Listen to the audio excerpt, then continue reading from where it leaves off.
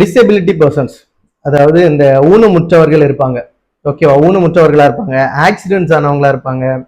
இந்த மாதிரி இருக்கிறவங்கள வந்துட்டு நம்ம ஃப்ரீயாவே ட்ரேடிங் கத்து தரோம், ஓகேவா. நம்ம மே 26 பேட்சா இருக்கட்டும், நம்ம அந்த பேட்ச் வந்து எக்ஸ்டெண்ட் பண்ணலாம், அந்த டேட்டா இருக்கட்டும், நம்ம வந்துட்டு இந்த முடியாதவங்க, அவங்களால ஊனமுற்றவங்க பட் அவங்களால இருந்த இடத்துல இருந்து ஒரு விஷயத்த மட்டும் பண்ண முடியும் அப்படின்னு நினைக்கிற அந்த உள்ளங்களுக்காக வந்துட்டு நான் ஃப்ரீயாவே ட்ரேடிங் கத்து தர போறேன். அதுக்காக நீங்க உங்களுக்கு எனக்கு நீங்க அந்த ப்ரூஃப் கொடுங்க, இந்த ப்ரூஃப் கொடுங்க அப்படின்லாம் நான் எதுவுமே கேட்க போறது இல்லை. உங்க மனசார நீங்க வந்துட்டு ப்ரோ என்னால இது முடியல, எனக்கு வந்துட்டு என் குடும்பத்தை பார்க்கணும் அல்லது என்ன பார்த்துக்கணும் அப்படின்னு சொல்லிட்டு ஒரு டிசபிலிட்டி பர்சனா இருந்தீங்க அப்படின்னா நீங்க தாராளமா என்ன கான்டாக்ட் பண்ணுங்க. உங்களுக்கு வந்து ஃப்ரீ எஜுகேஷன், ஓகே, உங்களுக்கு ஃப்ரீயா நான் சொல்லி தர போறேன்.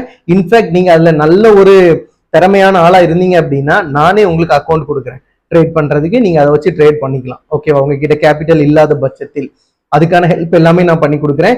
என்னால முடிஞ்ச வரைக்கும் எவ்வளோ ஹெல்ப் பண்ணி எவ்வளோ பர்சன்ஸை வந்துட்டு இந்த ட்ரேடிங்கால சம்பாதிக்க வைக்க முடியுமோ அந்த பாதையை நோக்கி தான் நான் ஓடிட்டு இருக்கேன், ஓகேவா. ஸோ என்ன பத்தின தப்பான அபிப்பிராயங்கள் எவ்வளோ யார்கிட்ட வேணாலும் இருந்துட்டு போட்டோம், அதை பத்தி எனக்கு எந்த ஒரு கருத்துமே கிடையாது. நான் யாரையுமே இது பண்ணணும், அதாவது யாரையுமே ஏமாத்தணும் அப்படிங்கிற அந்த ஒரு நோக்கத்தோட போற ஆள் கிடையாது. என்ன பொறுத்த அளவுல ஒரு ட்ரேடிங்கிற ஃபீல்டு இருக்கு, அது ஏர்ன் பண்ணலாம் அப்படிங்கிற ஃபீல்டா இருக்கு.